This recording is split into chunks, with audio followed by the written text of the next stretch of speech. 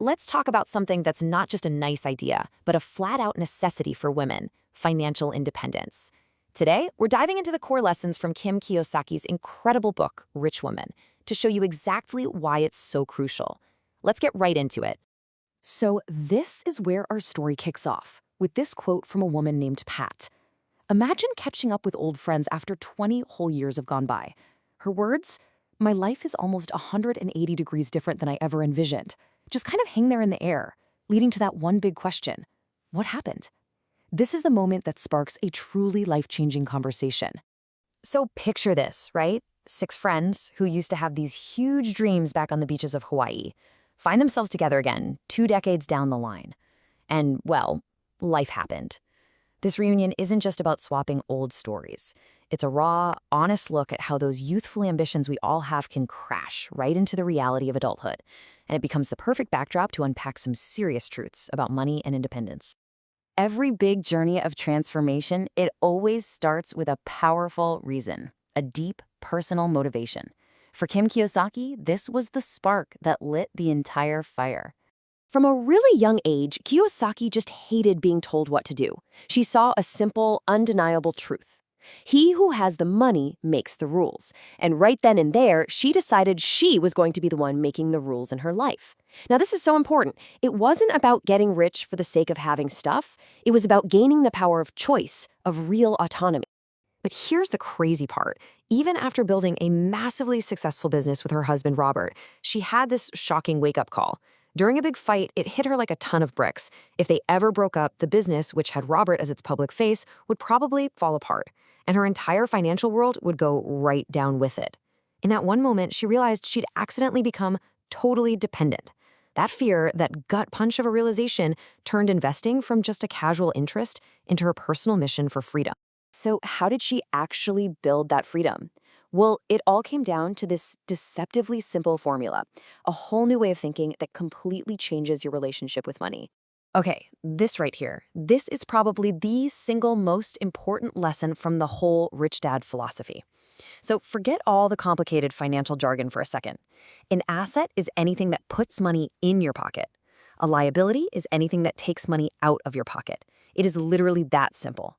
The only question you ever have to ask is, does this thing pay me or do I pay for it?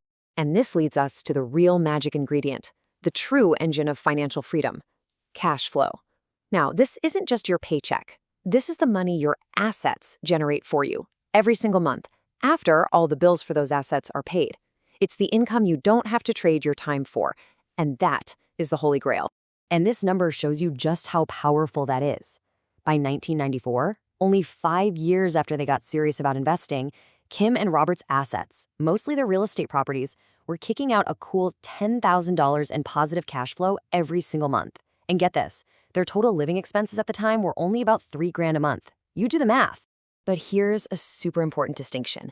They didn't just cash out and retire to a beach somewhere. Financial freedom isn't about not working. It's about having the choice. Their assets paid for their whole lifestyle, which meant they were free to work on things they were actually passionate about, not just the stuff that paid the bills. Now, I know what you're thinking. This all sounds amazing in theory, right? But there's this huge wall that stops most people from ever even starting: fear.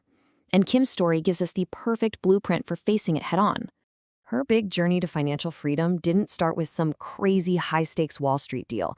Nope, it started small, with a single, pretty modest 2-bedroom, 1-bath house.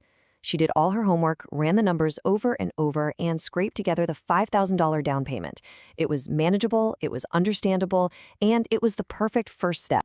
But even with all that prep, when it came time to actually sign the papers and hand over that check, she was terrified. Her hand was literally shaking. And this detail is so important because it just validates that feeling of fear. Everyone feels it. The secret isn't being fearless, it's what you do next. And this slide really illustrates the whole process perfectly. That fear, it doesn't just vanish, but by taking that first small step and then the next one, you start to build experience. And that experience leads to knowledge, and knowledge builds real confidence. You learn how to manage the fear and act anyway. That, right there, is how you grow. So if you're feeling that little spark, that "I can do this" feeling, where in the world do you begin? The book lays out a beautifully simple plan to get you started on your own journey, like right now. First things first, you have to go all the way back to the beginning. What is your reason? Your why?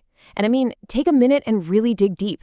Is it freedom? Is it security? The ability to leave a legacy for your kids? It has to be something that really fires you up from the inside, because that's the fuel that's going to keep you going when you inevitably hit a roadblock. A weak why just won't cut it. All right, next up, you build the muscle, the discipline. Kiyosaki has the simple but life-changing rule. Pay yourself first. This is totally non-negotiable. Before rent, before bills, before you buy a coffee, you take 30% right off the top of every single dollar that comes into your life. The exact amount is way less important than the unwavering discipline of making it a habit. So what happens to that 30%? You divide it into 3 equal buckets. 10% goes into an investing account. That's the money you'll use to buy assets. 10% goes into savings for emergencies or big opportunities that pop up, and the last 10% goes to charity based on that timeless principle that you have to give in order to receive. This simple structure builds your future, it protects your present, and it fulfills your spirit. And all of this brings us to the final, unavoidable choice. Look, if you take action, you might make some mistakes. You might even fail a few times. That's the pain of failure. But if you do nothing, you're absolutely guaranteed to look back in 20 years and feel that sharp sting of what if. And that is the pain of regret. So the question the book leaves us with is a powerful one. Which pain will you choose?